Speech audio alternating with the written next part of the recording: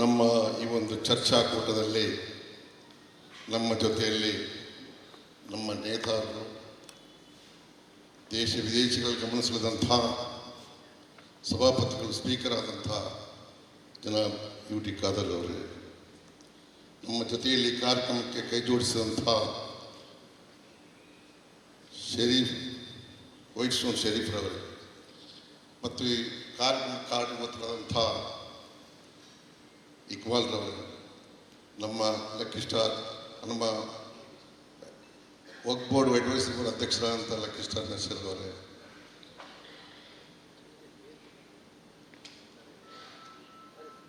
ಹನೀಫಾ ಕೊಲ್ತಮೊಳೆ ಅವರೇ, ಮೈದುನಾಜಿ ಅವರೇ, ಮೊಹಮ್ಮದ್ ಕುನ್ನಿ ಅವರೇ, ಸಾಹುಲ್ ಅಮೀರ್ ಅವರೇ, ಆಸಿಫ್ ಡೀಲ್ಸ್ ಅವರೇ, ಆಸಿಫ್ ಅಲ್ತಾಫ್, ಡೈಮಂಡ್ ಅಲ್ತಾಫ್ ಅವರೇ, ಉಮ್ಮರ್ ಅಬ್ಬರ್ ಅವರೇ, ಶೌಕತ್ ಅವರೇ, ಮೂಸಬ್ಯಾರಿ ಅವರೇ, ಲತೀಫ್ ಕಂದಕರ್ ಅವರೇ,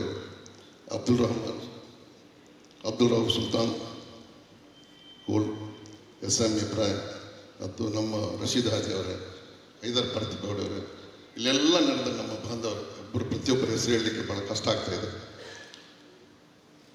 ಬಂಧುಗಳೇ, ಈ ಒಂದು ಕಾರ್ಯಕ್ರಮಕ್ಕೆ ಕಾರಣ ಏನೆಂಬುದರ ಬಗ್ಗೆ ನಾನು ನಿಮಗೆ ಹೇಳಬಯಸ್ತಿದ್ದೆ. ಮೊದಲು ಕಳೆದ 2-3 ತಿಂಗಳ ಹಿಂದೆ ಒಂದು ನಮ್ಮ ಸಮುದಾಯದ ಸಮಾರಂಭ ಇತ್ತು. ನಮ್ಮ ಜನಾಬ್ UT ಖಾದರ್ ಅವರು ಬಂದಿದ್ದರು, ಜಿಲ್ಲಾ ಮಂತ್ರಿಯವರಾದಂಥ ಗುಂಡೂರಾವ್ ಬಂದಿದ್ದರು, ಹಾಗೆ ಎಜುಕೇಷನ್ ಮಿನಿಸ್ಟರ್ ಅಂತ ಬಂಗಾರಪ್ಪ ಅವರು ಬಂದಿದ್ದರು, ಜೊತೆ ನಾನು ಬಂದಿದ್ದೆ. ಅವತ್ತು ಸ್ಪೀಕರ್ ಅವರು ಮಾತಾಡಿದರು, ಮತ್ತೆಲ್ಲ ಅಲ್ಲಿ ಬಂದಿದ್ದಂಥ ಸಚಿವರುಗಳು ಮಾತಾಡಿದರು. ಕಡೆಗೆ ನಾನು ಕೂಡ 2 ಅಭಿಪ್ರಾಯಗಳು ಮಾಡಿ ಹೇಳಿದೆ. ಆವತ್ತು ಇಕ್ಬಾಲ್ ಅವರು ಒಂದು ಒಳ್ಳೆಯ ಭಾಷಣವನ್ನು ಕೂಡ ಅವತ್ತು ಆ ಸಮಾರಂಭದಲ್ಲಿ ಮಾಡಿದರು, ಕಮ್ಯುನಲ್ ಹಾರ್ಮೋನ್ ಬಗ್ಗೆ. ಎಲ್ಲರೂ ಅದ್ರ ಬಗ್ಗೆ ಸಂತೋಷಪಟ್ಟಿದ್ರು.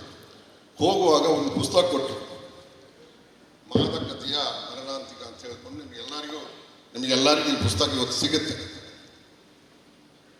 ಈ ಪುಸ್ತಕ ನಾನು ಹಿಂಬದಿ ನೋಡಿದಾಗ ಪುರುಷೋತ್ತಮ ಬಿಳಿಮಳೆಯವರು, ನಮ್ಮ ಕನ್ನಡ ಅಭಿವೃದ್ಧಿ ಪ್ರಾಧಿಕಾರ ಅಧ್ಯಕ್ಷರಾದಂಥ ಬಿಳಿಮಳೆಯವರೊಂದು ಹಿಂಬರ ಬರೆದಿದ್ದರು.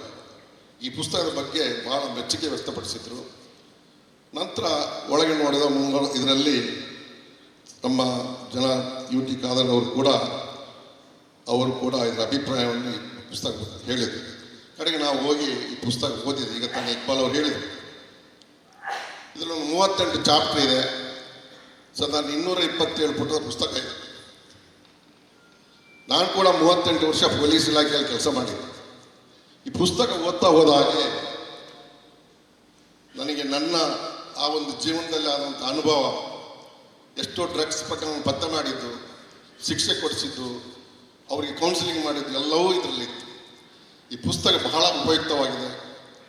ಇದರಲ್ಲಿ ನಮ್ಮ ಮುಗ್ಧ ಬಾಲಕರು, ಬಡ ವಿದ್ಯಾರ್ಥಿಗಳು, ವಿದ್ಯಾರ್ಥಿನಿಯರು, ಹಾಗೂ ಒಬ್ಬ ಡ್ರಗ್ ಅಡಿಕ್ಟ್ ಆದವನು ಹೇಗೆ ಒಬ್ಬ ಇನ್ನೋಸೆಂಟ್ ಒಂದು ಯುವಕನನ್ನು ತನ್ನ ಡ್ರಗ್ಸ್ ಬೇರೆಯವರಿಗೆ ಮುಟ್ಟಿಸಲಿ ಸಲುವಾಗಿ ಅದರ ವ್ಯಾಪಾರ ಮಾಡಿಸೋದು ಹೇಗೆ ಉಪಯೋಗ ಮಾಡ್ತಾರೆ, ಅವ್ರು ಹೇಗೆ ಬಲಿಯಾಗ್ತಾರೆ ಅನ್ನೋ ಬಗ್ಗೆ ಸವಿಸ್ತಾರ ಬರೆದಿದೆ.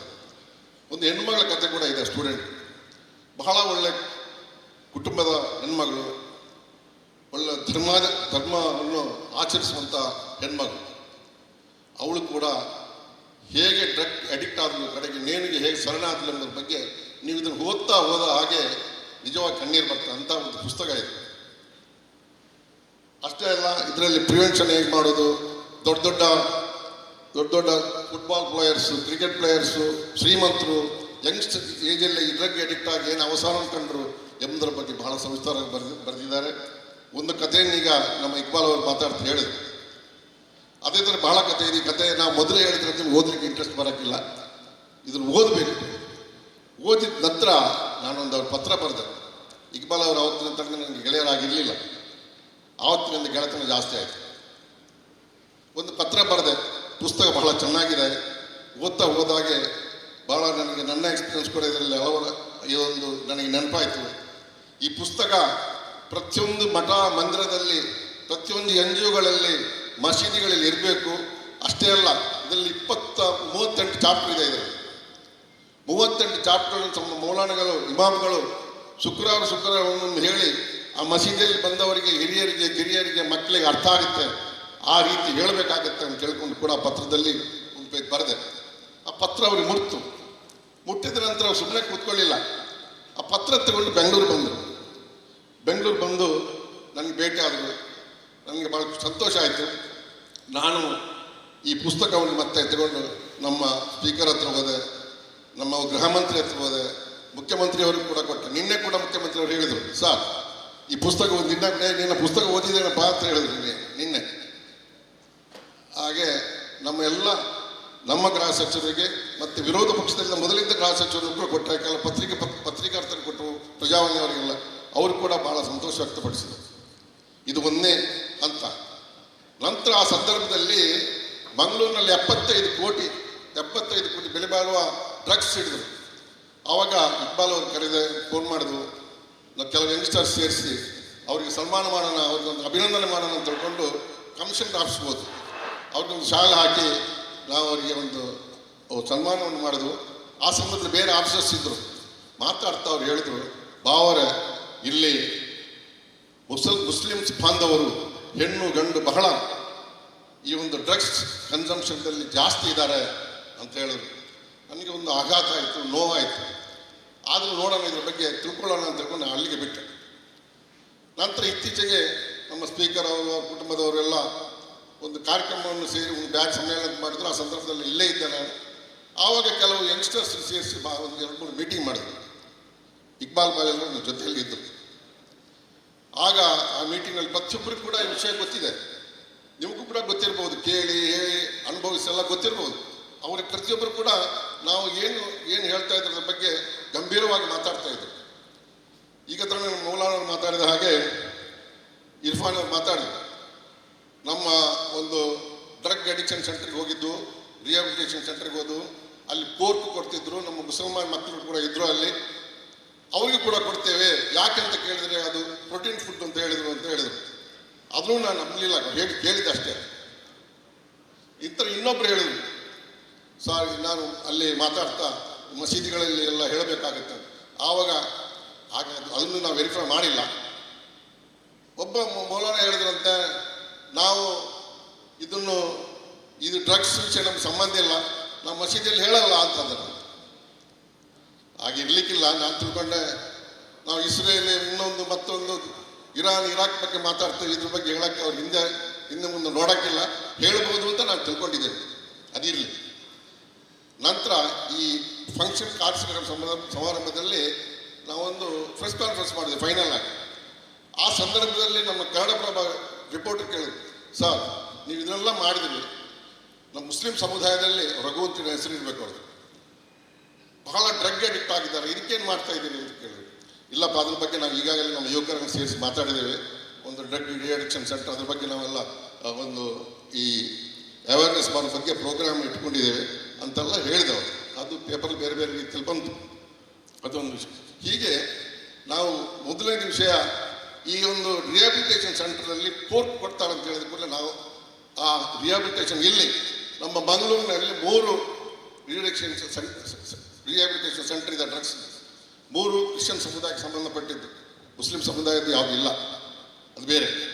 ಅಲ್ಲಿ ಹೋದಾಗ ಅವ್ರು ಒಂದು ಈ ಕಡೆ ಹೋದ್ರು, ನಾವು ಇಕ್ಬಾಲ್ ಬಾಲೆಲ್ಲರೂ ಇದ್ರು, ಒಂದು 2-3 ಜನ ಮುಸ್ಲಿಂ ಅಲ್ಲಿ ಕೂಡ ಇದ್ರು ಆ ಇದರಲ್ಲಿ ಸೆಂಟರಲ್ಲಿ. ಕೋರ್ಟ್ ಕೊಡ್ತೀವಿ ಸರ್ ಅಂತ ಹೇಳಿದ್ರು. ಆ ವಿಷಯ ಕರೆಕ್ಟ್ ಆಗಿ ನಂತರ ನಾವು ಈ ರಿಹಾಬಿಲಿಟೇಷನ್ ಸೆಂಟರ್ ಬಗ್ಗೆ ಎಲ್ಲ ವಿಚಾರ ಮಾಡಿದಾಗ ಒಂದು 20-27 ನಮ್ಮ ರಾಜ್ಯದಲ್ಲಿದೆ. ಅದರಲ್ಲಿ ಕ್ರಿಶ್ಚಿಯನ್ಸ್ ಇದ್ದೇ ಜಾಸ್ತಿ ಇದೆ, ಮುಸ್ಲಿಮ್ಸ್ ಇದ್ದೊಂದು ಬೆಂಗಳೂರಿನಲ್ಲಿದೆ. ಅದಕ್ಕೆ ರಾತ್ರಿ 10 ಗಂಟೆ ತನಕ ನಮ್ಮ ಉಡುಪಿಯಲ್ಲಿ ಒಬ್ಬರು ಸೈಕ್ಯಾಟ್ರಿಕ್ ಇದ್ದಾರೆ, ಡಾಕ್ಟರ್ ಗಬ್ಬರ್, ಅವರನ್ನು ಕರ್ಕೊಂಡು ಹೋಗಿ 10 ಗಂಟೆ ರಾತ್ರಿ ತನಕ ಅಲ್ಲಿ ಇದ್ದು. ಅದು ಗಂಡ ಹೆಂಡತಿ ಇಬ್ಬರು ಡಾಕ್ಟರ್ಗಳು, ಕಮರ್ಷಿಯಲ್. ಯಾರಾದ್ರಿಂದ ಡ್ರಗ್ ಅಡಿಕ್ಟ್ ಬಂದರೆ ಅಲ್ಲೆಲ್ಲ ಮುಸ್ಲಿಮ್ಸ್ ಇದ್ದಿದ್ದು. ಒಂದು ಮಸೀದಿ ಮೇಲೆ ಒಂದು ಮಸೀದಿ ನಿರ್ಮಾಣ ಮಾಡಿದ್ದಾರೆ. ಅಲ್ಲಿ ವಿಚಾರ ಮಾಡಿದಾಗ ಈ ಸೆಂಟರ್ನಲ್ಲಿ 3 ತಿಂಗಳಿಗೆ 1.5 ಲಕ್ಷ, ಅಂದರೆ ಭಾರಿ ಕಾಸ್ಟ್ಲಿ, ಅದು ಕಮರ್ಷಿಯಲ್ ಆಗಿದೆ. ಇದು ಒಂದೇ ಒಂದು ಸೆಂಟರ್, ಮುಸ್ಲಿಂ ಸೆಂಟರ್ ರಾಜ್ಯದಲ್ಲಿರುವಂಥದ್ದು. ಇಲ್ಲಿ ನಾವು ವಿಸಿಟ್ ಮಾಡಿದ್ವಲ್ಲ, ಅಲ್ಲಿ ಡ್ರಗ್ ಸೆಂಟರ್ ಒಂದೇ ಒಂದು ಬರೀ ಡ್ರಗ್ ಅಡಿಕ್ಟನ್ನು ಸೇರಿಸ್ತಾರೆ, ಬಾಕಿಯೆಲ್ಲ ಆಲ್ಕೋಹಾಲ್ ಡ್ರಿಂಕ್ಸ್ ಇಂಥವ್ರು. ಅಲ್ಲಿ ನಮ್ಮ ಜನಸಂಖ್ಯೆ ಕಡಿಮೆ ಇದೆ, ಡ್ರಗ್ಸ್ ಸ್ಥಳದಲ್ಲಿ ನಮ್ಮ ಜನಸಂಖ್ಯೆ ಜಾಸ್ತಿ ಇದೆ. ಅಂದ್ರೆ ಅರ್ಥ ಕುಡಿಯುವುದು ತಿನ್ನುವುದು ನಮ್ಗೆ ಏನಾದರೂ ಏನೋ ಇರಬೇಕು ಅಂತ ಜನರಿಗೆ ಗೊತ್ತಾಗುತ್ತಂತಲೋ, ವಾಸನೆ ಬರುತ್ತಂತಲೋ, ಧಾರ್ಮಿಕವಾಗಿ ಅದಿಲ್ಲ. ಡ್ರಗ್ಸ್ ಬಗ್ಗೆ ಯಾರಿಗೂ ಗೊತ್ತಾಗಲ್ಲ, ಇದರದ್ದು ಎಡಿಕ್ಷನ್ ಜಾಸ್ತಿ ಇದೆ ಅಂತ ಹೇಳ್ಕೊಂಡು ಅದು ಕೂಡ ಗೊತ್ತಾಯಿತು. ಕಡೆಗೆ ಪೊಲೀಸರು ಹೇಳಿದರು ನಮ್ಮ ಮುಸ್ಲಿಂ ಸಮುದಾಯ ಈ ಒಂದು ಡ್ರಗ್ ಅಡಿಕ್ಟಲ್ಲಿ ಜಾಸ್ತಿ ಇದೆ ಅಂತ. ಇದರ ಬಗ್ಗೆ ನಾನು ಕೇಳಿದೆ, ನಾನು ಅಲ್ಲಿ ಸುಮ್ಮನೆ ಅವ್ರ ಮಾತು ಕೇಳಲಿಲ್ಲ. RTIಯಲ್ಲಿ ನಾನು ಅರ್ಜಿ ಹಾಕಿದಾಗ ತಾಲೂಕು ಡಿಸ್ಟಿಕ್ನಲ್ಲಿ 3 ವರ್ಷದ ಕೇಳಿದೆ. 3 ವರ್ಷದಲ್ಲಿ ಸುಮಾರು 143 ಕೇಸ್ ಪ್ರಕರಣದ ಬಗ್ಗೆ ಲೆಕ್ಕ ಕೊಟ್ಟಿದ್ದಾರೆ. 143 ಪ್ರಕರಣ. ಇದರ ಟೋಟಲ್ ಆರೋಪಿಗಳು 204 ಜನ. ಟೋಟಲ್ ಅಕ್ಯೂಸ್ಡ್ಗಳು ಅರೆಸ್ಟ್ ಆದವರು 204 ಜನ. ಅದರಲ್ಲಿ ಕ್ರಿಶ್ಚಿಯನ್ಸ್ 5, ಹಿಂದೂಸು 36, ಮುಸ್ಲಿಮ್ಸು 163. 204ರಲ್ಲಿ ಮುಸ್ಲಿಮ್ಸು 163 ಸರ್. ಸ್ಪೀಕರ್ 204 163 ಜನ. ಇದು ಅಫಿಷಿಯಲ್ RTI ತಗೊಂಡಿದ್ದು. ನಗರದ ಬಗ್ಗೆ ಕೇಳಿದಾಗ ಒಟ್ಟು ಜನಸಂಖ್ಯೆ 3 ವರ್ಷದ್ದು ಸುಮಾರು 2967 ಜನ ಆರೋಪಿಗಳು. ಇದರಲ್ಲಿ ಹಿಂದೂಸ್ ಅಂದರೆ ಎಲ್ಲರೂ ಬಂತ, ಅದರಲ್ಲಿ ಕ್ರಿಶ್ಚಿಯನ್ಸ್ ಬರೀ 197, ಕ್ರಿಶ್ಚಿಯನ್ಸ್ 197, ನಾನ್ ಮುಸ್ಲಿಮ್ಸ್ ಹಿಂದೂಸ್ 1339. 2967ರಲ್ಲಿ 1339 ಹಿಂದೂಸ್, 1431 ನಾವು 20% ನಾವು 20%, ನಮ್ಮ ಜನಸಂಖ್ಯೆ 20%. ಅದರಲ್ಲಿ ನಮ್ಮ ಇಲ್ಲಿ 1431 ಅಬೌವ್ 50%ಗಿಂತಲೂ ಜಾಸ್ತಿ ನಾವು ಆರೋಪಿಗಳು. ಎಲ್ಲರೂ ಸೇರಿ 1339 ಅವರು. ಇದರಲ್ಲಿ ಭಾಳ ಕೇಸ್ ನೋಡಿದರೆ ಉಳ್ಳಾಲ ಪಣಂಬೂರು ಕೋಸ್ಟಲ್ ಲೈನ್ ಜಾಸ್ತಿ ಇದ್ದಾರೆ ಸರ್ ಕುಡಿಯೋರು. ಹಾಗೆ ಪುತ್ತೂರು ಡಿಸ್ಟಿಕ್ಟಲ್ಲಿ ಪುತ್ತೂರು, ಸುಳ್ಯ ಆ ಕಡೆ ಜನಸಂಖ್ಯೆ. ಅಂದರೆ ಅರ್ಥ ಟೋಟಲಿ ಬರೀ ಮಾತಲ್ಲ, ಸುದ್ದಿ ಅಲ್ಲ, ಆ್ಯಕ್ಚುಯಲ್ ಫ್ಯಾಕ್ಟ್ ಮುಸ್ಲಿಮ್ಸ್ ಜನಸಂಖ್ಯೆ ಆರೋಪಿಗಳು ಜಾಸ್ತಿ ಇದ್ದಾರೆ, ಯಂಗ್ಸ್ಟರ್ಸ್. ಅಷ್ಟೇ ಅಲ್ಲ, ಮುಸ್ಲಿಮ್ಸ್ ಮಹಿಳೆಯರು ಕೂಡ ಆರೋಪಿಗಳಾಗಿದ್ದು ಕೂಡ ಪೊಸಿಷನ್ ಗಾಂಜಾ ಇನ್ನೊಂದು ಪೊಸಿಷನ್ ಆದ ಆರೋಪಿಗಳು ಕೂಡ ಇದ್ದಾರೆ. ಇದಕ್ಕೆ ಇಷ್ಟೇ ಅಲ್ಲ, ನಿನ್ನೆ ನಮ್ಮ ಅವತ್ತು ಹೋಮ್ ಮಿನಿಸ್ಟರ್ ಹತ್ರ ಮಾತಾಡ್ತಾ ಕೂಡ ಹೇಳಿದರು, ಕಮಿಷನರ್ ಮಾತಾಡೋಕ್ಕೆ ಹೇಳಿದರು, ಭಾಳಷ್ಟು ಗಂಡಾಂತರಗಳಿಗೆ ಕಾರಣ ಈ ಡ್ರಗ್ಸ್ ಅಡಿಕ್ಷನ್ ಅಂತ ಹೇಳಿ. ಅದು ಈ ಪೇಪರ್ನವ್ರು ಹೇಳಿದ್ರಲ್ಲ, ಒಂದು ನನಗೆ ಪ್ರಶ್ನೆ ಕೇಳಿದ್ರು, ನಾನು ಅವ್ರು ಕೇಳಿದೆ ಕನ್ನಡಪ್ರಭದವರು, ನೀವು ಯಾಕೆ ಹೇಳಿದ್ರಿ ಮಾತು? ಸರ್, DC ಆಫೀಸಲ್ಲಿ ಚರ್ಚೆ ಆಯಿತು. ಚರ್ಚೆ ಆದಾಗ ಮುಸ್ಲಿಮ್ಸ್ ಡ್ರಗ್ಸ್ ಅಡಿಕ್ಷನು, ಡ್ರಗ್ಸ್ ಇದರಲ್ಲಿ ಡೀಲಿಂಗ್ಸಲ್ಲಿ ಪೆಡ್ಲಿಂಗ್ನಲ್ಲಿ ಜಾಸ್ತಿ ಇದ್ದಾರೆ ಅಂತ ಬಂತು. ಅದಕ್ಕೆ ನಾನು ಕ್ವಶನ್ ಕೇಳಿದೆ ಅಂತ ಹೇಳಿದೆ. ಇದನ್ನು ಕೇಳಿದರೆ ಬಹಳ ದುಃಖ ಆಗ್ತಾ ಇದೆ. ಅದರ ಸಲುವಾಗಿ ನಾವು ಬಾಳಿನವರಿಗೆ ಅಂತ ಒಂದು ಕಾರ್ಯಕ್ರಮ ಮಾಡೋಣ. ನಮ್ಮ ಇಡೀ ರಾಜ್ಯದಲ್ಲಿ ಮುಸ್ಲಿಂ ಸಮುದಾಯಕ್ಕೆ ಸಂಬಂಧಪಟ್ಟಂಥ ಒಂದು ಡ್ರೀ ಅಡಿಕ್ಷನ್ ಸೆಂಟರ್ ಕೂಡ ನಮ್ಮಲ್ಲಿ ಇಲ್ಲ. ಒಂದೇ ಒಂದಿದೆ, ಅದು ಬೆಂಗಳೂರಿನಲ್ಲಿ, ಅದು ಕಮರ್ಷಿಯಲ್. ಅದೊಂದು. ಮತ್ತೆ ಭಾಳಷ್ಟು ನಮ್ಮ ಸಮಸ್ಯೆಗಳಿಗೆ ಕಾರಣ ಕೂಡ ಇದೆ. ಈಗ ನೀವು ಮೊನ್ನೆ ನೋಡಿ ಕೇಳಿರ್ಬೋದು, ಪಕ್ಕದಲ್ಲಿ ಉಪ್ಪಳದಲ್ಲಿ ತಾಯಿಗೆ ಮಗ ಚಾಕು ಹಾಕಿದ್ದು, ಮನೆಯಲ್ಲಿ ಗಲಾಟೆ, ಹೆಂಡತಿ ಗಂಡ ಗಲಾಟೆ, ಅಣ್ಣ ತಮ್ಮಂದ್ರ ಗಲಾಟೆ, ಅಕ್ಕ ತಂಗಿನ ಗಲಾಟೆ, ಇವಕ್ಕೆಲ್ಲ ಕಾರಣ ಒಂದು ಕಾರಣ ಡ್ರಗ್ಸ್ ಎಡಿಕ್ಷನ್ ಅಂತೇಳಿ ಇದು ಪ್ರೂವ್ ಆಗಿದೆ. ಇದರ ಬಗ್ಗೆ ನಾವೆಲ್ಲರೂ ಬಹಳಷ್ಟು ನೀವು ಚಿಂತಕರಿದ್ದೀರಿ.